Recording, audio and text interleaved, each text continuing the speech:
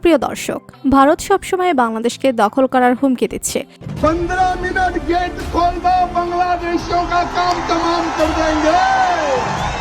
भारत से जो टकराएगा उसको इस प्रकार से फाड़ दिया जाएगा। एक एक का सर काट कर भारत मां के चरणों में लगा देंगे मोदी जी। বিশেষ করে ভারতের রাজনৈতিক দলের নেতারা প্রায় সময় বাংলাদেশকে দখল করা নিয়ে হুমকি দিচ্ছে।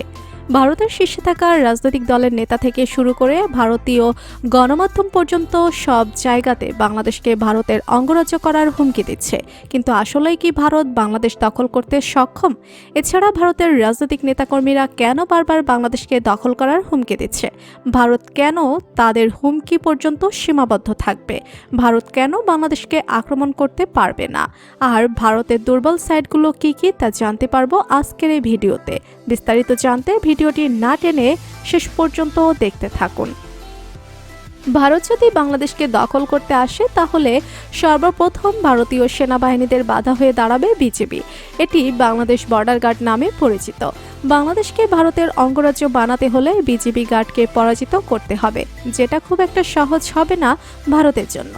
কারণ বাংলাদেশ সেনাবাহিনীকে হারাতে হলে ভারতে কমপক্ষে 25 থেকে 30 ডিভিশন সেনাবাহিনী নিয়ে আসতে হবে।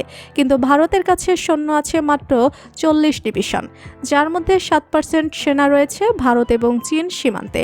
অপরদিকে 30% সেনা রয়েছে ভারত এবং পাকিস্তান সীমান্তে। বাকি 10 ডিভিশন রয়েছে অন্যান্য রাজ্যগুলোতে। এছাড়া ভারতের বিভিন্ন রাজ্যগুলোতে তাদের সৈন্য ছড়িয়ে ছিটিয়ে রয়েছে। আর বাংলাদেশকে দখল করতে আসা মানে নিজের পায়ে নিজে কুড়াল মারা।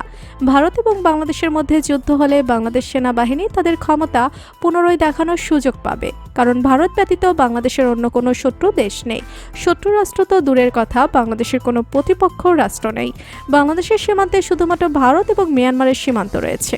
মিয়ানমার গৃহযুদ্ধে লিপ্ত থাকার কারণে তারা বাংলাদেশের সাথে যুদ্ধে জড়ানোর চেষ্টা করবে না। তাছাড়া বাংলাদেশের নিরাপত্তা সংস্থার প্রায় 68 লক্ষ প্যারামিলিটারি সৈন্য রয়েছে। বর্তমানে বাংলাদেশের আনসার বাহিনী পৃথিবীর বৃহত্তম প্যারামিলিটারি ফোর্স। বাংলাদেশের আধা সামরিক বাহিনীর সংখ্যা প্রায় 68 লক্ষ। আনসার বাহিনীর সদস্যরা যুদ্ধের সময় বাংলাদেশ সেনাবাহিনীর সাথে যোগ দেবে। সেই সাথে বাংলাদেশের 17 কোটি জনগণ ভারতের সাথে যুদ্ধে জড়িয়ে পড়বে, যেমনভাবে যোগ দিয়েছিল ভাষা যুদ্ধে 1971 সালে যুদ্ধে। কিন্তু ভারতের ক্ষেত্রে বিষয়টি সম্পূর্ণ ভিন্ন। কারণ চিরশত্রু পাকিস্তান এবং চীনের বিরুদ্ধে সবসময় প্রস্তুত থাকতে হয় ভারতকে। একদিকে চীন সীমান্তে এবং অন্যদিকে পাকিস্তান সীমান্তে আক্রমণ বন্ধ করতে বিপুল পরিমাণে সৈনিক সবসময় মোতায়েন করে রাখতে হয়।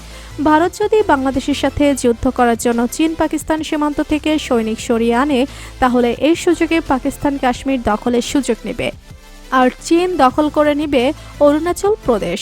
অন্যদিকে 7 সিস্টার্স রাজ্যের স্বাধীনতা কর্মীরাও নিজেদেরকে স্বাধীন করার জন্য সর্বোচ্চ শক্তি প্রয়োগ করবে।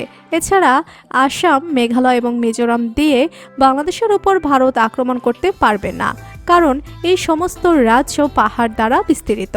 ভারত বাংলাদেশের উপর আক্রমণ করতে চাইলে শুধুমাত্র পশ্চিমবঙ্গ দিয়ে আক্রমণ করতে পারবে, কারণ পশ্চিমবঙ্গ বাংলাদেশের মতো সমতল। তবে ভারতীয় ট্যাঙ্কগুলো বাংলাদেশের মাটিতে চলাচল করার জন্য উপযুক্ত নয়।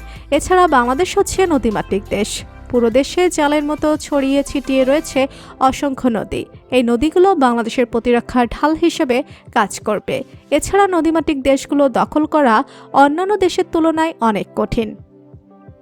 বাংলাদেশের নরম মাটিতে ভারতীয় ট্যাঙ্ক চলাচল করতে পারবে না, যদিও ভারত তাদের বিমান বাহিনী কাজে লাগিয়ে বাংলাদেশের গুরুত্বপূর্ণ স্থাপনা ধ্বংস করে দিতে পারে। তো বন্ধুরা, ভারত এবং বাংলাদেশের যুদ্ধ নিয়ে আপনার মতামত কি জানিয়ে দিন কমেন্ট করে। আর ভিডিওটি ভালো লেগে থাকলে একটি লাইক দিয়ে চ্যানেলটি সাবস্ক্রাইব করুন। ধন্যবাদ।